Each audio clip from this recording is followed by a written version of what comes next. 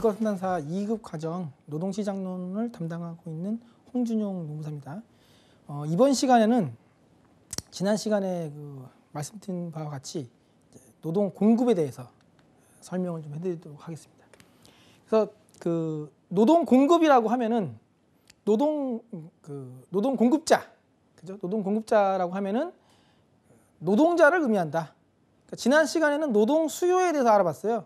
노동 수요자들, 기업들이 어떻게 행동하는지, 결정하는지, 판단하는지 거기에 대해서 이제 알아봤고, 오늘은 노동 공급자들이 어떻게 행동하고 판단하는지 이거에 대해서 이제 설명을 드릴 건데, 기본 지금 이번 페이지에 있는 내용은 살짝 말만 바꿔놨어요.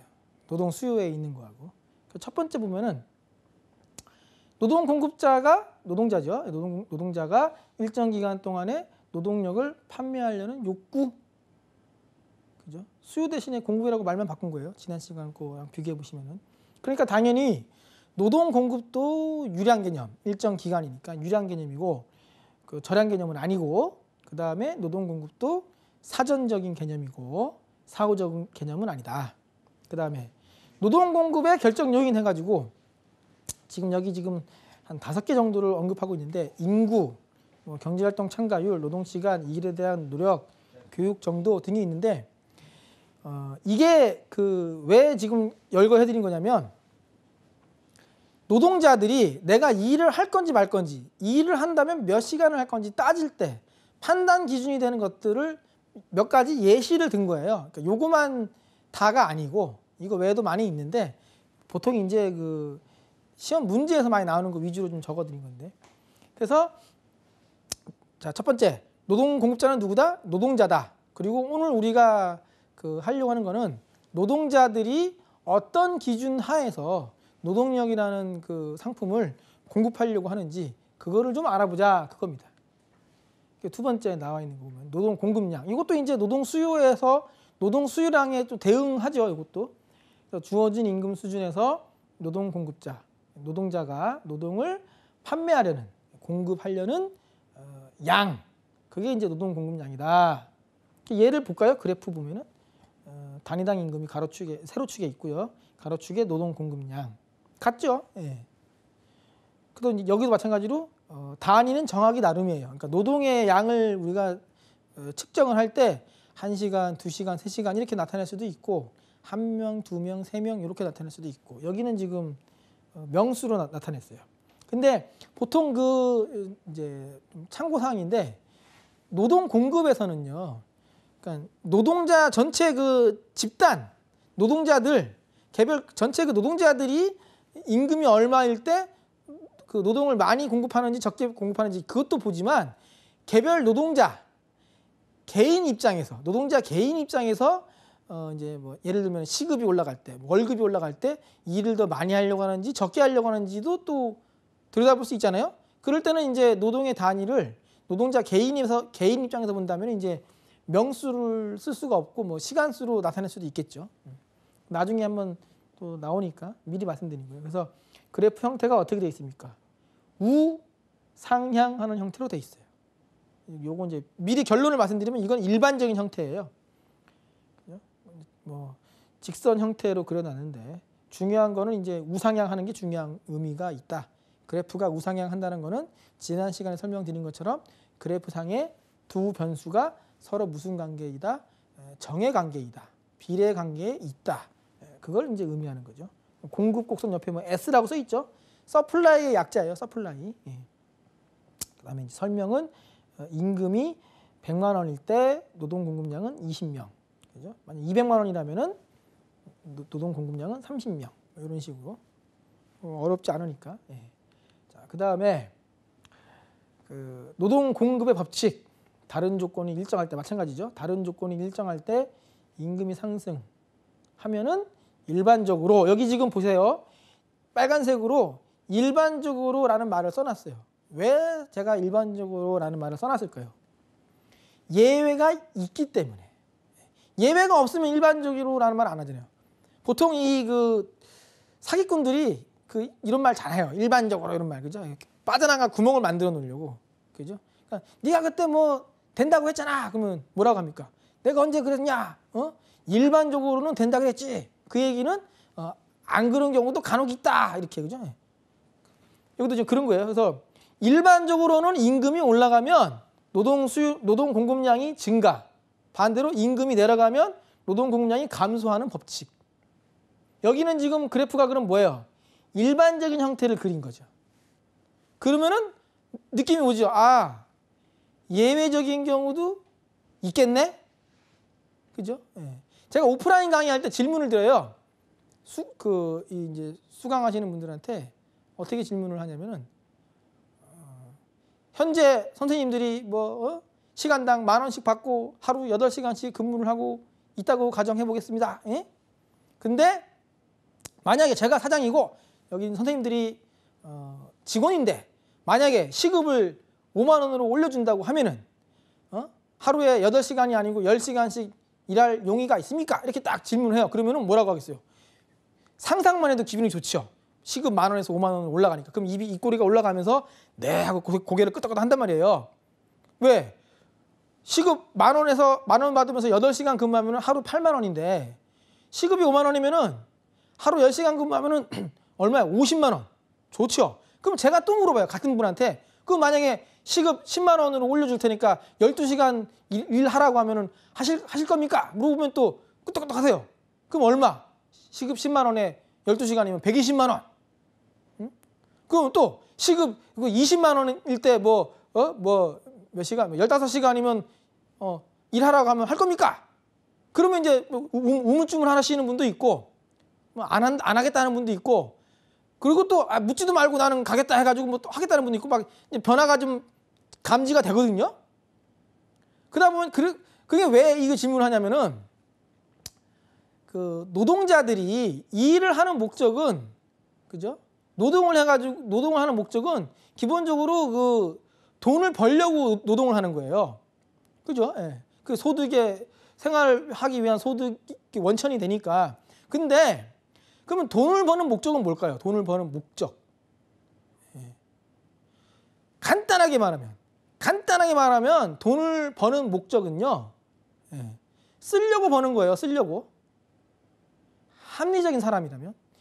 합리적인 사람은 돈을 벌려고 버는 게 아니고 쓰려고 버는 거예요. 그러다 보니까 돈을 더 준다고 하면은요. 계속 일을 많이 하는 게 아니라 어느 시점 가면은 더 준다 그래도 일을 더 적게 하는 상황이 올 수도 있어요. 예외적인 상황이.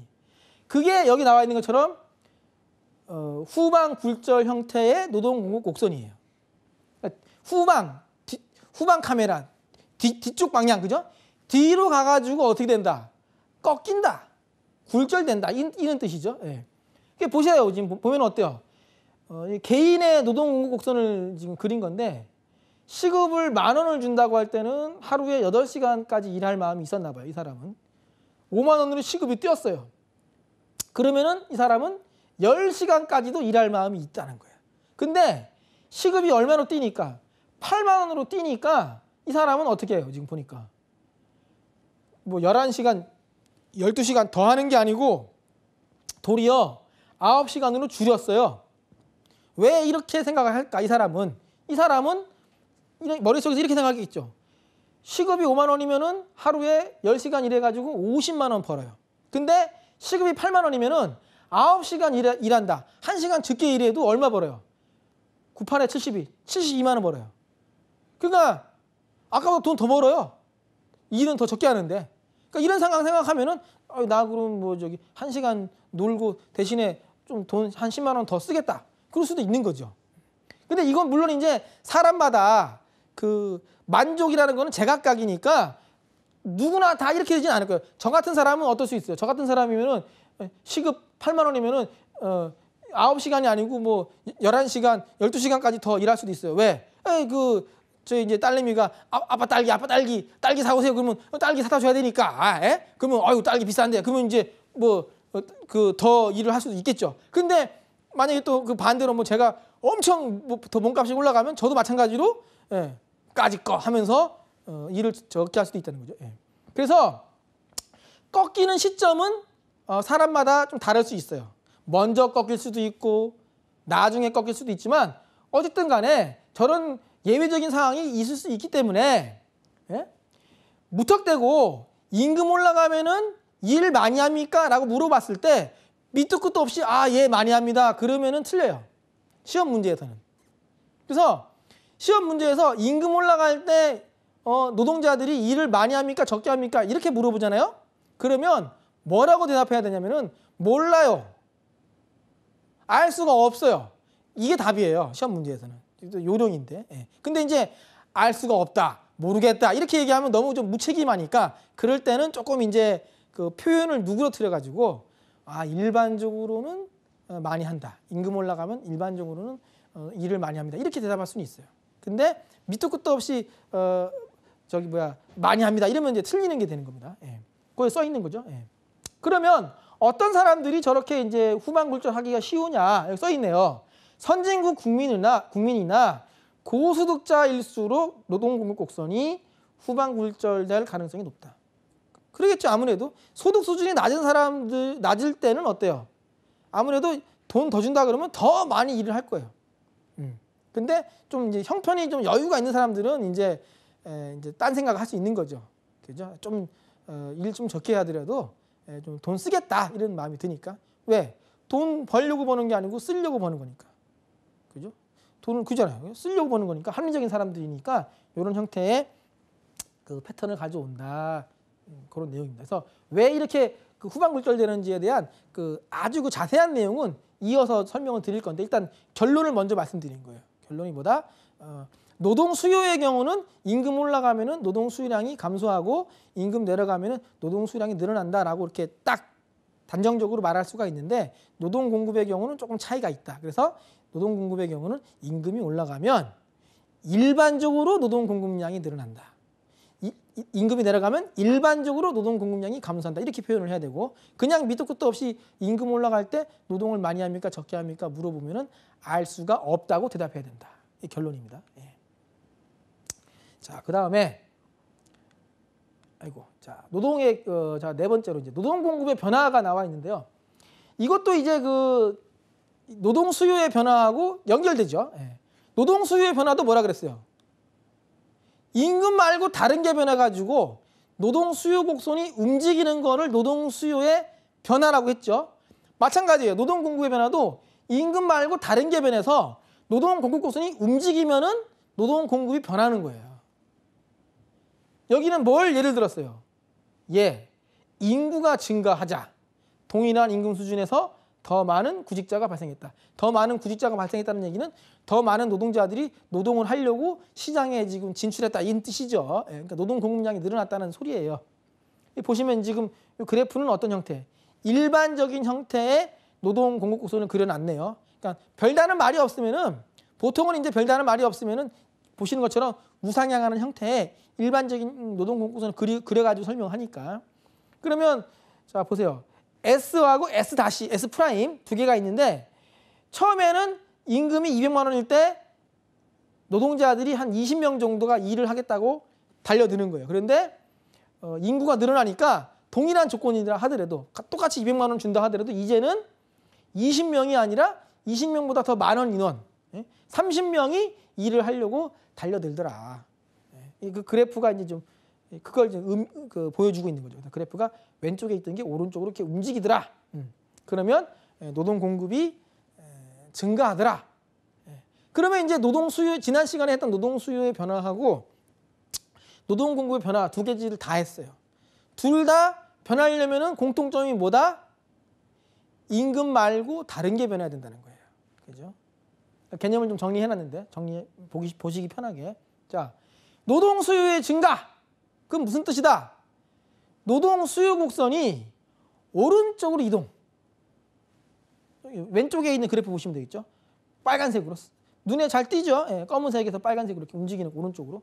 그다음에 노동 공급의 증가. 그러면 노동 공급 곡선이 어느 쪽으로? 오른쪽으로 이동. 그죠? 그다음에 노동 수요의 감소. 그럼 노동 수요 곡선이 어느 쪽으로? 왼쪽으로 이동. 노동 공급의 감소. 그러면은 노동 공급 곡선이 왼쪽으로 이동. 그러니까 결론이 뭐냐면은 노동 수요든 노동 공급이든 증가하면은 그래프가 오른쪽으로 가는 거고요. 감소하면 그래프는 왼쪽으로 가는 거다. 그 다음에 수요든 공급이든 그래프가 움직이려면 뭐가 변해야 된다? 임금 말고 다른 게 변해야 된다. 물론 아무거나 막 변하면 안 돼요. 노동 수요가 변하려면은 임금 말고 노동 수요에 영향을 줄 만한 다른 무언가가 변해야 되는 거고, 노동 공급이 변하려면은 마찬가지로 임금 말고 노동 공급에 변화를 줄 만한 다른 무언가가 변화해야 되는 거죠. 그래서 제가 노동 수요가 변할 때는 지난 시간에 뭘 예를 들어줬어요? 상품 수요가 증가하거나 감소하는 걸로 예를 들어준 거고, 노동 공급의 변화를 이제 설명할 때는 임금 말고 다른 게 변할 때 뭘 예를 들어줬다? 인구가 늘어났냐 줄어들었냐, 그죠? 그렇게 예를 들어준 거죠. 그 다음에 또 유의사항이 그래프 이제 이해하실 때 위아래로 그 외우는 분들이 있어요. 수험생분들 중에는. 근데 위아래로 외우면은 헷갈려요. 왜? 자, 노동 수요부터 보면은요. 왼쪽에 있는 그래프. 노동 수요가 증가하면은요. 그래프가 위아래를 기준으로 설명하면은 위로 올라가는 게 증가예요. 노동 수요 증가. 그죠? 그 다음에 아래로 내려가는 게 감소죠. 근데 공급으로 넘어오면은요. 위로 올라가면은 공급의 감소. 내려가면 공급의 증가예요. 헷갈려요. 그죠? 그러니까 하나의 기준으로 외우는 게 편하니까 이제 뭐 수험생분들이라면은 오른쪽 증가, 왼쪽 감소 이렇게 좌우를 기준으로 외우시는 게 좋다. 뭐 수험용이 아니고 이제 뭐 그냥 이해하시는 용도로 하면 뭐 그런 거 필요 없는데 외울 때는 그렇게. 예. 가지고 뭐 제가 이제 뭐 농담으로 예전에 어떻게 설명하냐면 뭐 도저히 못 외우시겠으면은 그 시험장 들어가실 때 뭐 손등에다가 뭐 오른손에다가는 플러스, 예? 왼손에다가는 뭐 마이너스 써가지고 들어가세요. 그럼 오른손 플러스, 왼손 마이너스면은 증가, 감소, 외우려고 안 해도 외워지겠죠. 뭐 이렇게, 그죠? 그렇게 설명했었거든요. 그러니까 또 어떤 분이 또 그럼 뭐 감독관 분이 뭐 부정행위 아니냐고 태클 걸면 어떡합니까? 그러면 제가 그러면은 뭐라고 하면 되는 거예요? 예? 종교다 이렇게 얘기하면 된다겠죠. 예? 플러스교, 마이너스교. 예. 뭐 플러스 마이너스 표시하는 것만 가지고 뭐 부정행위라고 하기는 좀 그러니까. 근데 어쨌든 뭐 여담인데 어쨌든 그러니까 요는 외울 때 오른쪽 증가, 왼쪽 감소 이렇게. 자, 그 다음에 본격적으로 이제 아까 전에 그 제가 그 후반 글절에 대한 자세한 설명을 드린다고 했는데 요게 이제 그 일종의 뭐라고 해야 되나 밑밥 배경 지식 그런 내용입니다. 그래서 뭐냐면 소득 여가 선호의 모형이라고 써 있는데 기본 가정을 볼게요. 하루는 24시간, 1년은 365일. 이거는 저나 지금 이 강의를 듣는 선생님들이나 똑같아요. 그죠? 지구의 자전 이 주기로 치면은 하루는 24시간이에요. 뭐 누구한테는 하루가 48시간이고 다른 누구한테는 12시간이고 그럴 수가 없어요. 그죠? 하루는 24시간, 1년은 365일. 이건 누구나 다 똑같다. 근데 그 주어진 시간이 어떻다고 가정을 하는 거냐면은 그림을 좀 그려놨는데 여가 시간하고 노동 시간으로만 이루어져 있다고 가정을 하자는 거예요. 주어진 시간이. 그러면 어떤 이제 추론이 이제 가능하냐면 만약에 시간은 한정되어 있는데 여가 시간이 늘었다. 그럼 자동적으로 노동 시간은 어떻게 돼야 돼요? 줄어야 돼요. 하루가 24시간인데 예를 들어 가지고 여가 시간이 20시간이면은 노동 시간은 4시간인 거고 여가 시간이 12시간이면은 노동 시간이 12시간 되는 거고. 왜? 하루는 24시간이니까. 가정을 그렇게 한 거니까요. 그죠? 예. 그래서 결국은 여가 시간이 늘어나면은 노동 시간이 줄고 반대로 여가 시간이 줄어들면은 노동 시간은 늘어나는 거고. 그죠? 그러면은 여가 시간하고 노동 시간하고 무슨 관계예요? 서로 반대 방향으로 움직이니까. 반대 방향으로 움직이면은 둘은 무슨 관계? 상충 관계, 마이너스 관계, 역관계. 그렇게 표현했죠. 지난 시간에. 이게 마찬가지다. 여가 시간과 노동 시간은 상충 관계다. 그런데 노동을 하면은 뭐가 생긴다? 아까 얘기했죠. 노동을 하면은 소득, 돈. 그러니까 여가 시간이 줄어들면은 노동 시간이 늘어나니까 노동을 많이 하니까 그만큼 소득도 늘어나는 거고 반대로 여가 시간이 줄어들면은 여가 시간이 늘어나면은 노동 시간이 줄어드니까 그만큼 노동을 해가지고 얻는 소득도 줄어드는 거예요. 그럼 결국은 여가 시간과 그 노동 시간도 상충 관계지만 여가 시간과 소득도 무슨 관계다? 상충 관계다. 라는 결론을 우리가 얻을 수 있어요. 그래서 여기 써 있는 게 뭐예요? 여가와 소득의 상충 관계. 그러면 이제 궁금한 거는 그럼 노동자들, 우리가 지금 배우는 게 오늘 배우는 게 노동 공급이니까 노동자들의 머릿속을 들여다보는 거란 말이에요.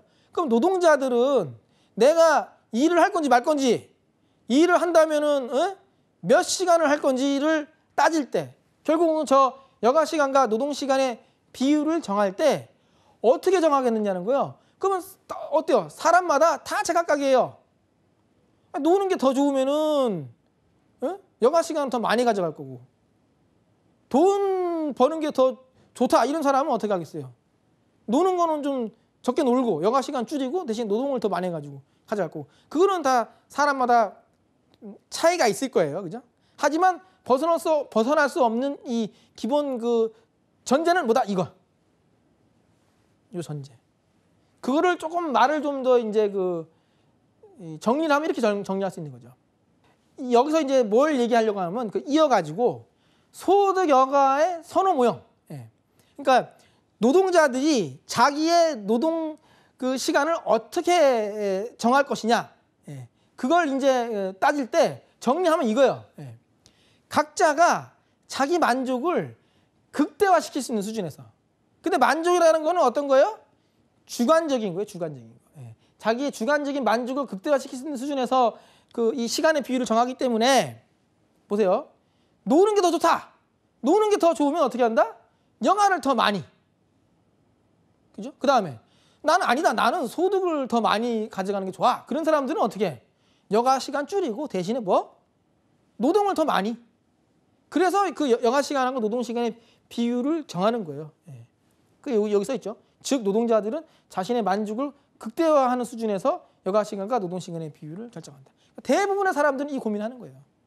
대부분의 사람들은. 예외는 있죠. 예, 뭐 예전에 뭐 진시황 같은 경우가 그런 경우잖아요. 그죠? 다 가졌어요. 다 가졌어요. 그러니까 중국 통일하고 뭐 가져오라 그래요? 불로초 가져와라. 왜? 난 다 가졌으니까 나의 만족을 극대화하기 위한 가장 현명한 판단은 100% 여가를 쓰고 대신에 최대한 오래 누려야 되겠다. 그거거든요. 예. 불로초 가져와라. 근데 그거는 이제 아주 예외적인 경우고 대부분의 사람들은 다 가진 게 아니니까. 그죠? 가지려면 일을 해야 되니까 이 고민하는 거예요. 그래서 아우 내가 돈 더 벌려면은 노는 거는 적게 놀아야 되는데 나 그 더 많이 놀려면은 아이고 버는 건 대신에 좀 적게 벌어야 되는데 이 고민하면서 각자가 자기의 그 만족을 극대화시킬 수 있는 수준에서 시간의 비율을 정하게 된다 이거죠. 그 다음에 아까 전에 제가 이제 그 결론은 먼저 말씀드렸는데 노동공급공선이 후반굴절하는 경우에 그죠? 왜 그게 이제 후반굴절되는지에 대한 이유는 설명을 안 했어요. 근데 여기서는 이제 그걸 자세하게 설명을 드리려고. 그 왜 자세하게 설명하겠어요? 시험에 잘 나오니까. 예. 특히 이제 2차 시험에서는. 예. 그럼 자 기본 전제. 첫 번째 뭐예요? 여가 시간하고 노동 시간은 상충 관계. 이건 아까 했던 거예요. 앞에서. 그죠? 예. 그러니까 여가 시간이 늘어나면은 시간은 한정되어 있으니까 그만큼 노동 시간은 줄어든다. 반대로 여가 시간이 줄면은 노동 시간은 늘어나겠죠. 예. 그다음에 여가의 기회비용이라는 개념이 있어요. 여가의 기회비용. 여가의 기회비용이 뭐냐? 여가를 선택할 때 포기하게 되는 가치. 이 경제학에서 얘기하는 그 비용은 대부분 다 기회비용이거든요. 기회비용의 개념인데 이게 무슨 말이냐면은 쉽게 말하면 기회비용이라고 하면은 포기비용이라고 이해하시면 돼요. 포기비용. 다 가질 수는 없어요. 다 가질 수는 없어요. 자원은 한정되어 있어요. 내가 무언가를 가지면 대신에 다른 무언가는 포기해야 돼요. 좀 안타깝죠? 예. 그러니까 다 가질 수는 없으니까 그래서 무언가를 포기한다. 그 얘기는 달리 말하면 그래서 선택의 문제가 발생하는 거예요. 그래서 다 가질 수는 없으니까 가장 최선의 선택, 무엇을 가질 것인가. 계속 그거 공부한 거예요. 경제학이라는 게. 그래서 여가의 기회비용 그러면은 여가를 선택함으로 인해서 포기하게 되는 비용. 그렇게 이해하면 되겠죠. 예를 들어놨어요. 시급이 10,000원인 노동자가 있어요. 시급이 10,000원인 노동자가 1시간의 여가를 선택했다. 1시간 놀면은 얼마 포기해야 된다? 1시간 일을 못하니까 10,000원 포기해야 되는 거예요. 반대로 시급이 5만 원인 노동자가 있어요. 1시간 여가를 써요. 그러면 얼마를 포기해야 되는 거예요? 5만 원 포기해야 되는 거예요. 5만 원. 그러면 여가의 기회비용은 5만 원. 그러니까 시급이 10,000원일 때 여가의 기회비용은 10,000원. 시급이 5만 원일 때의 여가의 기회비용은 얼마?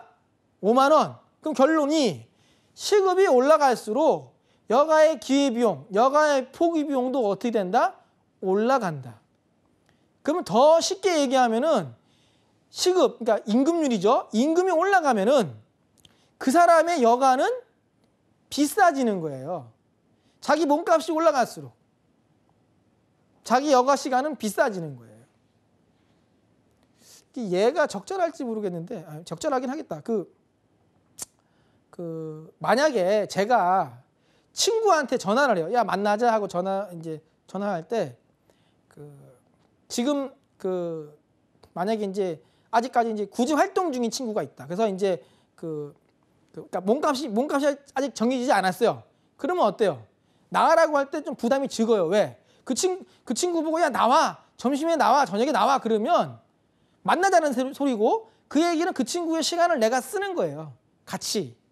근데 그 친구는 어차피 집에 있으니까 아직 소득 활동 안 하니까 그 여가를 나랑 같이 누릴 때 돈이 나갈 게 없어요. 그러니까 기회비용이 그렇게 높지가 않은 거예요.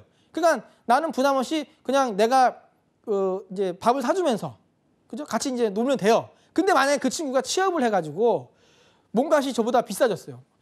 1시간에 막 100만 원 버는 친구다. 그럼 어때요? 전화하기가 부담스러워요. 왜? 야 점심때 나랑 밥 먹자. 야 저녁에 나랑 술 한잔 하자 하려면 아이고 저놈이 나하고 놀려면은 일 안 하고 와야 되는데 저놈 1시간에 100만 원 버는 놈인데 아이고 그럼 내가 그놈 일당 내가 이렇게 보충해 줘야 되나? 이런 고민하게 될 거 아닙니까? 부담이 되죠. 그 개념이에요. 여가의 기회비용.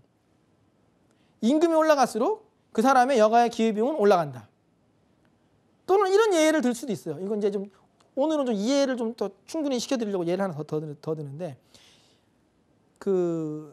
예전에 저희 어머니가 아버지하고 이제 기사식당을 하셨는데 일요일 날에도 가게 문을 여시는 거예요. 그러면 제가 이제 초등학생 때니까 항의를 하죠. 아니 일요일 날은 자녀들과 함께 놀아야지 왜 가게를 나가십니까? 이렇게 이제 항의를 하면은 저희 어머니가 뭐라고 얘기하시냐면은 경제학을 배우진 않았지만 어머니께서 하시는 말씀이 야 놀면 돈이 얼마인데 딱 그렇게 말씀하시는 거예요. 그 개념이 이거예요. 기회비용. 그러니까 무슨 말이에요? 내가 일요일날 가게 문을 열면 하루 매상이 예를 들어가지고 10만 원이다 그러면은 어떻게 되는 거예요? 내가 가게 문을 안 열고 너하고 놀면은 하루 그 일요일날 10만 원 날라가는데 그거 네가 책임져 줄 수 있니? 너는 나랑 경제 공동체 아니니? 내가 10만 원 못 벌면 너도 10만 원 그만큼 아이스크림 사 먹을 수 있는 기회가 날아가는데 저도 이제 그 말은 안 하지만 바로 이해가 되죠. 놀면 돈이 얼마인데 여기서. 그러니까 저도 어떻게 고개를 끄덕끄덕하면서 다녀오십시오 어머님 하면서 이제 배웅을 하는 거죠. 이 개념이에요. 그러니까 임금이 올라가면 여가의 기회비용은 올라간다. 여가는 비싸진다. 그 다음에 자 두 개 이제 좀 생소한 개념이 두 개가 나오는데 하나가 대체효과, 하나가 소득효과예요. 자 이게 뭐냐? 시험에 잘 나오는 표현인데 대체효과는 말 그대로 쉽게 말하면 상대 가격의 변화로 나타나는 효과. 어디에다가 색깔을 칠했어요? 가격에다가. 그러니까 쉽게 말하면 이거예요. 비싸면은 적게 쓰고 싸면은 많이 쓰고 상대 가격이 올라가면은 줄이고 소비량을 상대 가격이 내려가면 소비량을 늘리고 예를 들어 가지고 요게 이제 뭐 이 포인터가 있는데 이게 만약에 제가 판매하고 있는데 이게 우리 가게에서는 10,000원에 팔아요. 10,000원에. 근데 옆에 가게에서는 이거를 똑같은 거를 20,000원에 팔아요. 그러면 포인터 사러 온 사람이 어떤 거 사겠어요? 당연히 저희 거 살 거예요. 우리 가게 거. 왜? 싸니까 상대적으로 그죠? 가격이. 근데 만약에 우리는 그대로 10,000원에 파는데 옆에 가게에서는 5,000원에 팔아요. 이제. 그러면 어때요? 우리 거는 가격이 그대로지만 그전에 비해서 상대적으로 가격이 어떻게 된 거예요? 옆에 가게 거가 더 싸진 거잖아요. 우리는 10,000원인데 옆에 가게는 5,000원이니까. 그러면 이제 우리 거 안 사고 옆에 거 사는 거예요. 그죠? 상대 가격의 변화에 따라서. 그러면 자, 제가 말씀드리고 싶은 건 뭐냐면 노동자들이 여가라는 걸 갖다가 소비를 하는데 예? 임금이 올라갈 때 여가를 많이 소비하는지 적게 소비하는지를 좀 알려고 하는 거예요. 무슨 말이냐? 임금이 올라갈 때 노동자들이 노동을 많이 하는지 적게 하는지를 알아보려고 하는 건데 임금이 올라갈 때 노동을 많이 하냐 적게 하냐는 얘기는 한 번만 뒤집어 놓으면은 노동자들이 임금이 올라갈 때 여가를 많이 쓰는지 적게 쓰는지만 알면은 자동적으로 노동을 많이 하는지 적게 하는지 알 수 있으니까. 그죠? 예. 그랬을 때 만약에 생각해 보세요.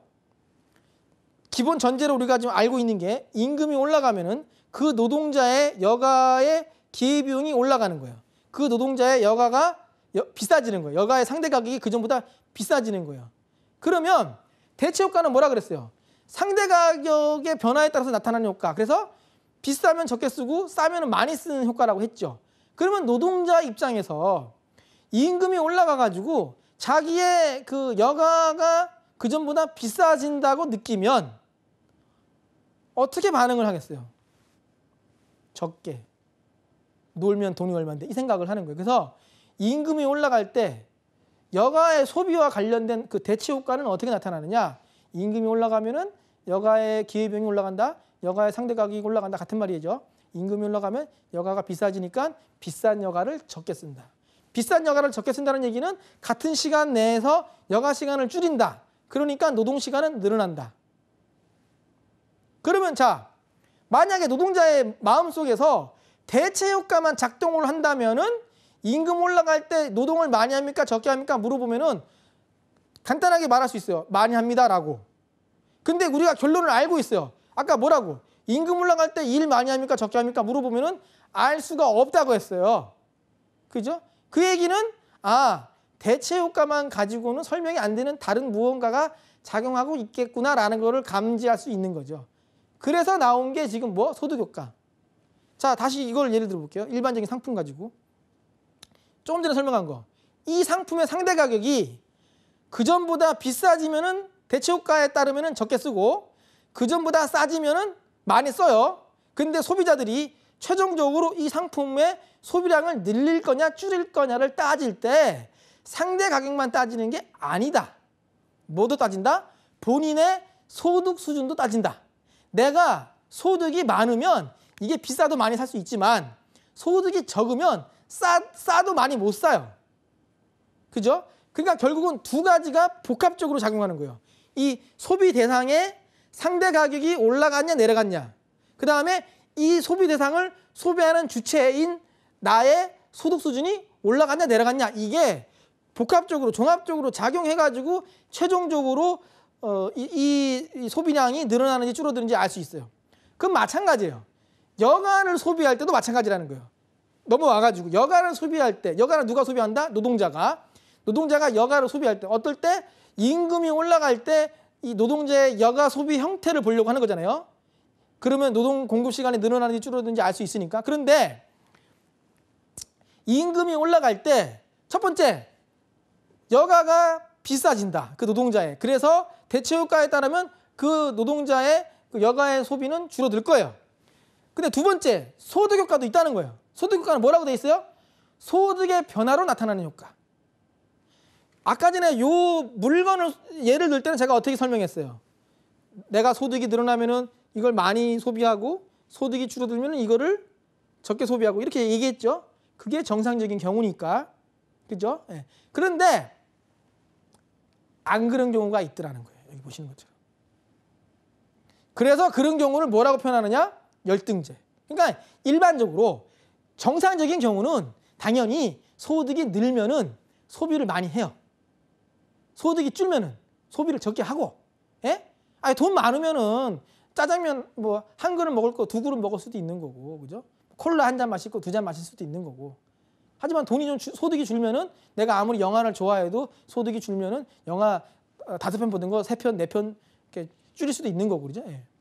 근데 이상하게 소득이 늘어나니까 그 소비가 감소하는 경우도 있더라는 거예요. 그런 재화가.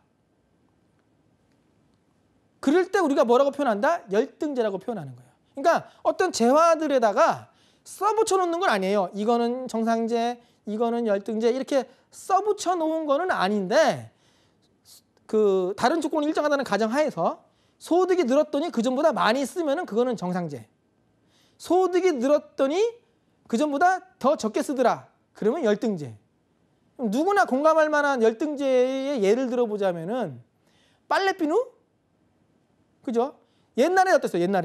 옛날에 못 살던 시절에는 빨래비누 가지고 빨래도 하고 세수도 하고 머리도 감고 그 빨래비누에 머리카락이 묻어 있어요. 쓸 일이 많죠, 빨래비누가. 그러니까 빨래비누 많이 썼는데 소득 수준이 올라가니까 어때요? 이제는 머리 감을 때 빨래비누 안 써요.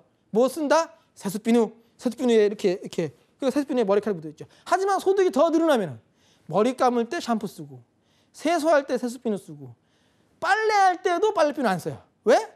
세탁기에다가 이제 그 땡땡 그 세제 집어넣으니까 돌려야 되니까. 그죠? 예. 그러니까 점점 소득 수준이 늘어날수록 빨래비누의 어떤 소비량은 줄죠. 응? 그러면 아, 빨래비누가 열등제구나. 공감이 된단 말이죠. 예. 그래서 그러니까 이 대체 효과는 간단한데 소득 효과라는 거는 경우에 따라 다르다. 그 소비 대상이 정상제냐 열등제냐에 따라서 결과가 달라져요. 근데 계속 우리가 알아보려고 하는 건 이거란 말이에요. 우리가 알아보려고 하는 거는 임금이 올라갈 때 노동자들이 여가를 많이 쓰는지 적게 쓰는지를 알아보려고 하는 건데 임금이 올라갈 때는 두 가지의 다 변화가 생겨요. 여가의 상대 가격에도 변화가 생기고 그러니까 대체 효과가 있겠죠. 그 다음에 노동자의 소득에도 변화가 생기는 거예요. 임금이 올라가면 노동자 소득 늘어나는 거니까 그러니까 소득 효과도 있겠죠. 그럼 어떻게 되는지 한번 보자는 거예요. 임금이 상승할 때 대체 효과. 임금 상승하면 여가의 기회비용이 증가해요. 그죠? 예. 그럼 그 얘기는 여가가 비싸진다. 여가가 비싸지니까 비싼 여가 어떻게 한다? 적게 쓴다. 그게 대체 효과니까. 여가를 적게 쓰면은 노동은 늘어난다. 당연한 얘기죠. 시간은 한정돼 있으니까. 그 다음에 소득 효과. 임금 올라갈 때 소득도 늘어나니까 소득 효과가 있겠죠. 근데 소득 효과라는 거는 소비 대상이 정상제냐 열등제냐에 따라서 결과가 달라진다. 그래서 둘로 나눠본 거예요. 여가가 정상제라면 당연히 개념의 정의에 따라서 소득이 올라가면 여가의 소비가 늘고 여가의 소비가 늘어나면은 자동적으로 노동시간은 줄어요. 시간은 한정돼 있으니까. 반대로 여가가 열등제면 임금이 올라가지고 소득이 늘었을 때 여가가 열등제면 소득 늘 때 소비가 줄어드는 게 열등제라고 했으니까 여가의 소비가 줄어든다. 그러면 자동적으로 노동시간은 늘지요. 그죠? 네. 그럼 보세요. 대체 효과 원인과 결과만 보세요. 원인과 결과. 소득도 효과 마찬가지고. 대체 효과는 임금 올라갈 때 노동이 늘어요. 결과가. 소득 효과는 임금 올라갈 때 여가가 정상제일 때는 결과가 달라요. 이거하고 지금. 노동이 줄죠. 열등제라면 같지만. 그러니까 이렇게 생각해야 되는 거죠. 줄다리기로 비유하셔야 돼요. 노동자 마음속에 두 가지가 다 존재해요. 대체 효과하고 소득 효과가. 근데 만약에 여가가 정상제라고 가정했을 때 대체 효과는 임금이 올라갈 때 노동이 늘어나는 결과가 나오고 소득 효과는 임금이 올라갈 때 노동이 줄어드는 결과가 나와요. 정반대로. 줄다리기. 한 사람은 오른쪽으로 당기고 한 사람은 왼쪽으로 당기면 어디로 끌려갑니까? 정 가운데 있는 게 아니에요. 어떤 분들은 가운데 있어요 그러는데 가운데 있는 게 아니고 힘센 쪽으로 끌려가는 거예요. 그죠? 그래서 여가가 정상제일 때는 대체 효과와 소득 효과의 결과가 다르니까 비교를 해줘야 돼요. 어느 게 힘이 더 센지를. 비교해봤어요. 대체 효과가 소득 효과보다 크다. 그러면 결과적으로 이게 더 힘이 센 거예요. 이거보다. 그러니까 어떻게 되는 거예요? 원인과 결과만 적어보면은 임금이 상승할 때 노동 증가. 그죠? 예. 그래서 임금과 노동이 무슨 관계? 플러스 관계, 정의 관계. 근데 만약에 반대로 소득 효과가 더 크다. 이게 더 크다. 소득 효과가. 소득 효과가 더 크면 어떻게 되겠어요? 똑같이 임금이 올라가는데 소득 효과가 더 크면은 이거대로 되겠죠. 그래서 노동이 줄어드는 거예요. 그러니까 어때요? 같은 원인인데 똑같이 임금이 올라갔는데 대체 효과가 더 클 때는 노동이 증가. 소득 효과가 더 클 때는 노동이 감소. 그러니까 아까 뭐라 그랬어요? 임금 올라갈 때 노동자들이 일을 많이 합니까? 적게 합니까? 물어보면은 알 수가 없어요. 라고 얘기했던 이유가 이것 때문에. 대체 효과가 크냐, 소득 효과가 크냐에 따라서 결론이 달라지는 거예요. 예. 그죠? 그러면 이제, 자, 여가가 정상제 했고, 여가가 열등제라면은 어차피 대체 효과는 정상제든 열등제든 똑같은 결과가 나오니까 상관없으니까 대체 효과는 동일한데 열등제일 때 달라지는 부분이 소득효과가 달라지는 거니까. 그럼 보세요. 여가가 열등제일 때 대체 효과, 임금 올라가면 노동 증가한다. 여가가 열등제일 때 소득효과, 임금 올라가면 노동이 증가한다. 결론이 같죠? 대체 효과와 소득 효과가 모두 결론이 동일해요. 어떻게? 정해관계로. 임금하고 노동이 정해관계로 일치한다면 같은 방향으로 움직인다. 그러니까 여가가 열등제라고 해버리면은 결과적으로 노동 공급 곡선이 우상향하는 형태만 나오는 거예요. 정해관계니까. 그래프가 그 우상향하면 정해관계라고 했죠. 무조건 정해관계. 그죠? 그걸 이제 정리하면 이렇게 정리할 수 있어요. 왼쪽 거 여가가 정상제인 경우, 오른쪽 거 여가가 열등제인 경우. 그러면 보세요. 지금 그 여가가 정상제인 경우 보면은 그 검은색으로 되어 있는 부분, 소득 효과보다 뭐가 커요? 대체 효과가 크죠. 그죠? 대체 효과가 크니까 어떻게 되는 거예요? 임금이 올라갈 때 노동이 증가하는 형태가 되는 거죠. 그러니까 그래프도 어떤 형태로 나오고 있어요? 우상향하는 형태로 나오고 있어요. 그죠? 예. 그 다음에 빨간색으로 적어놓은 거, 후반굴전하는 거잖아요. 저희가 그죠? 후반굴전하는 경우 보면 어떻게 돼 있어요? 소득 효과가 대체 효과보다 크다. 정리 다 된 거예요. 앞에 거에서 그죠? 예. 그러니까 저런 경우는 이제 후반굴전. 저거는 이제 그래프 우상향이 아니고 어떻게 보면 우하향. 방향성으로 따지면은 좌상향이 되겠죠. 그죠? 이렇게 올라가는 거니까 뭐 우하향이라고 표현하든 뭐 좌상향이라고 표현하든 그러니까 경우에 따라 다르다. 그래서 알 수가 없다. 그러니까 만약에 이제 그 수험생분들한테 그 설명을 드리는 용도라면은 저는 이거를 외우라고 아예 말씀을 드려버려요. 수험생이라면 그죠? 왜냐하면 이게 그 1차 시험에서 많이 나오거든요. 어떤 식으로 나오냐면은 그 노동 공급 곡선이 후방 굴절하는 경우는 어떤 경우입니까? 그럼 답이 소득 효과가 대체 효과보다 큰 경우 이 답이에요. 또는 거꾸로 소득 효과보다 대체 효과보다 소득 효과가 더 클 때 노동 공급 곡선은 어떤 형태가 됩니까? 그럼 답이 후방 굴절하는 형태가 됩니다. 이게 답이잖아요. 그런 식으로 뭐 바꿔가지고도 잘 나오니까. 예. 그 다음에 또 이렇게 나오기도 하죠. 만약 이제 문제에서 만약에 여가가 열등제이면은 노동 공급 곡선은 어떤 형태가 됩니까? 그러면은 뭐라고 대답하는 거예요? 우상향하는 형태가 됩니다. 이렇게. 그죠? 예. 예외가 없잖아요. 그죠? 여기서는. 예.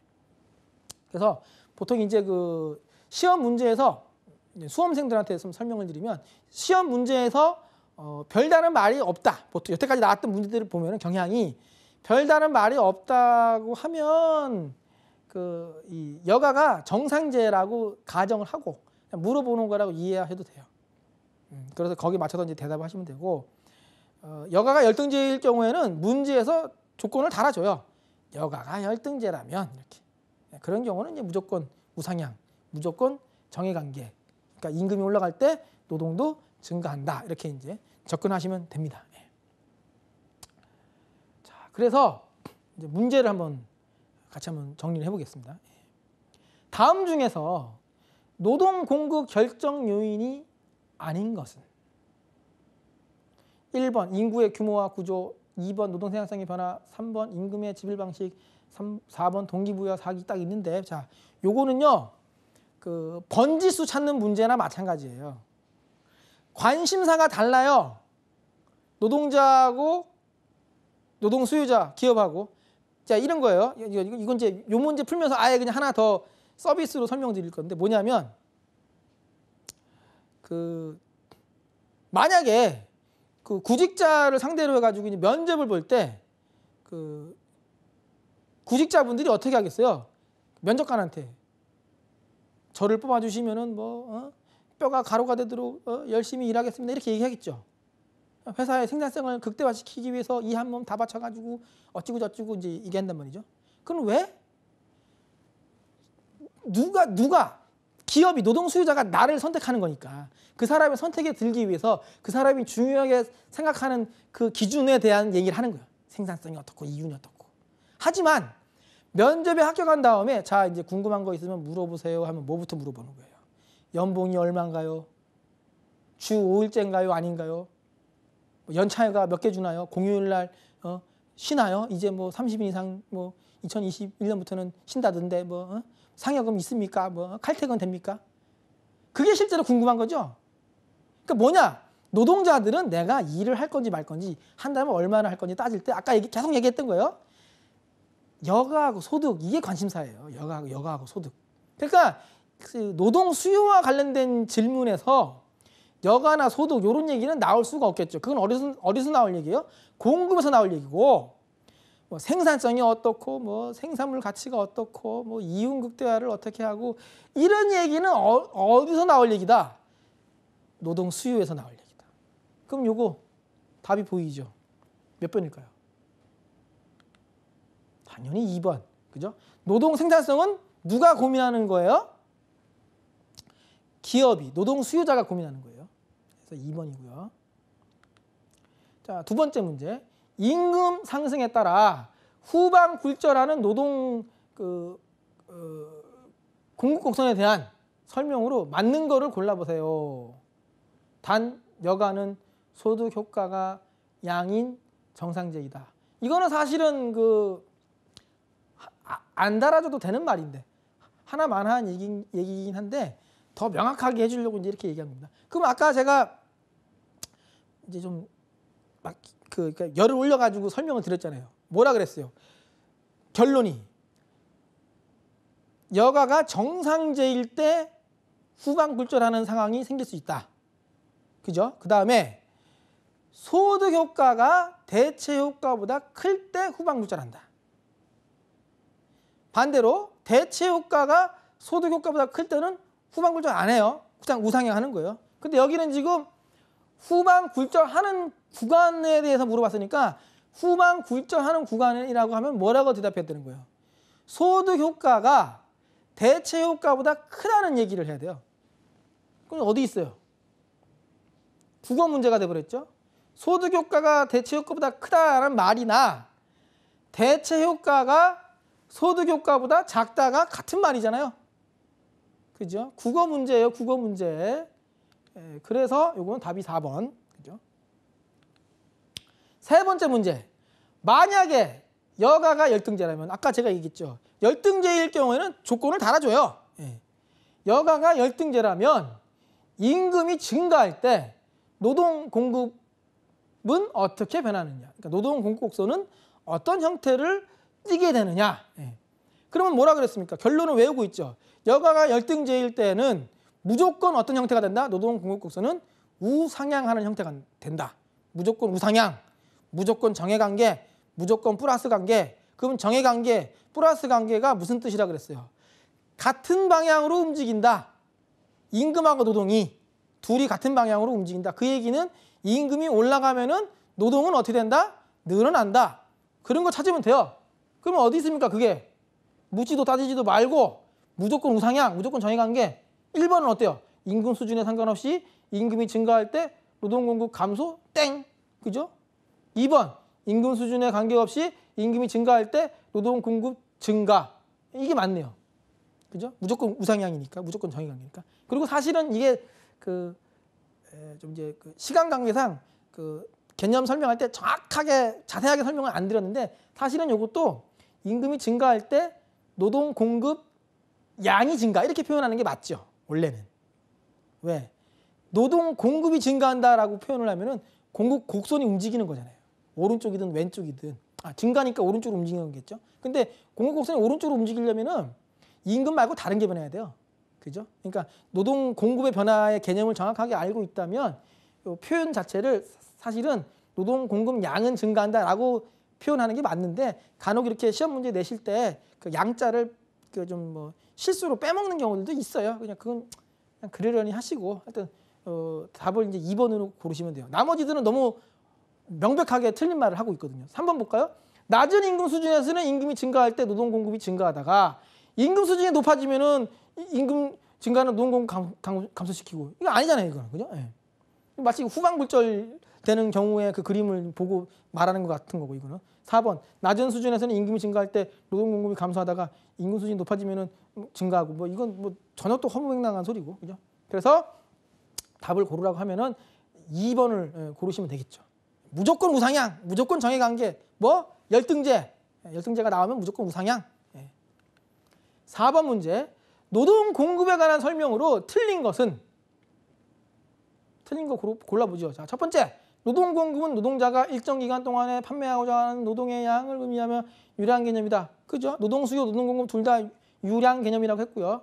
자, 두 번째, 노동 공급을 결정하는 요인으로서 인구는 양적인 규모뿐만 아니라 연령별, 지역별, 질적 구조도 중요한 의미를 갖는다. 아이고 좋다. 맞는 말이에요. 자, 세 번째, 효용 극대화에 기초한 노동 공급 모형에서 대체 효과가 소득 효과보다 크면 임금의 상승은 노동 공급을 감소시킨다? 에잉? 대체 효과가 더 크면 임금 올라갈 때 노동 증가해요. 그죠? 소득 효과가 더 클 때 후방불절. 그것만 외우고 있어도 이게 명백하게 틀린 걸 알 수 있죠. 그죠? 그건 4번은 보기를 읽어보지 않아도 되는 맞는 보기가 될 텐데 1번은 보겠습니다. 사회보장급여 수준이 지나치게 높을 경우에 노동 공급에 대한 동기유발이 잘 안 돼가지고 그러니까 일을 안 해도 그냥 막 돈을 막 많이 주니까 그러면 일을 적게 할 수도 있다. 예. 그런 상황이 좀 왔으면 좋겠어요. 제발. 그죠? 예. 어쨌든 틀린 거는 3번이죠. 명백하게 틀렸어요. 3번이. 그죠? 자, 그 다음에 5번 문제. 다음 중 노동 공급의 탄력성 결정 요인이 아닌 것은? 제가 노동 공급의 탄력성 결정 요인은 알려드린 적이 없어요. 하지만 이 문제는 풀 수 있어요. 왜? 지난 시간에 노동 수요의 탄력성 결정 요인을 알려드렸어요. 그리고 뭐라 그랬냐면은 노동 수요의 탄력성 결정 요인이 되게 중요하다. 1차, 2차에서도 다 나오기 때문에. 그래서 외워야 된다고 말씀드렸는데 여기 보시면은요. 그거 외운 분은 딱 보여요. 4번 보기가 다른 생산 요소로의 노동의 대체 가능성. 이거는 노동 수요의 탄력성 결정 요인이거든요. 그죠? 그리고 꼭 그 외우진 않았다고 하더라도 그러니까 노동자의 마음속과 사용자의 마음속, 기업주의 마음속은 달라요. 판단 기준이. 그러니까 뭐 노동조합, 뭐 노동 이동, 뭐 여성의 취업 기회 이런 거는 좀 딱 봐도 이제 그 노동자들이 뭔가 그 결정할 때 이제 그 뭐라고 해야 되나 좀 고려할 만한 요소로 보이는데, 그죠? 생산 요소를 뭐 대체하는 거, 요거는 이제 기업주들이 관심을 가지는 부분이니까요, 그죠? 그래서 답은 몇 번? 4번. 그다음에 이제 마지막으로 이제 6번 문제. 근로소득세의 인상이 노동 공급에 미치는 효과에 대한 설명으로 맞는 거. 이거는 이제 어떻게 이해하시면 되냐면은 근로소득세가 올라갔다는 얘기는 연봉이 올라서 세금을 많이 뗀다 이 소리가 아니고요. 근로소득 세율이 올라갔다고 이해하셔야 돼요. 그러니까 내 연봉은 그대로인데 세율이 올라간다. 세금을 더 많이 뗀다. 그전보다. 그렇게 이해하셔야 돼요. 이 문제는 조금 좀 뭐랄까 오해 소지가 있게 표현이 되는데, 그러니까 근로소득 세율 이렇게 쓰는 게 더 정확한 표현인데, 그죠? 어쨌든 세율이 올라갔다. 이거는 무슨 뜻이냐면은 이런 말이에요. 예를 들어가지고 제가 1시간에 10,000원 받으면서 일을 해요. 근데 근로소득 세율이 0%. 그러면 얼마 가져가는 거예요? 세금을 한 푼도 안 떼니까 10,000원 가져가요. 근데 근로소득 세율이 10%로 올라요. 그럼 얼마 뗍니까? 1,000원. 그럼 얼마 가져가요? 9,000원. 20% 떼면은 8,000원. 30% 떼면은 7,000원. 40% 떼면은 6,000원. 그러니까 무슨 얘기냐면은 근로소득 세율이 올라간다는 얘기는 결국은 내가 가져가는 임금이 줄어든다. 나의 시간당 임금이 줄어드는 걸로 이해하면 돼요.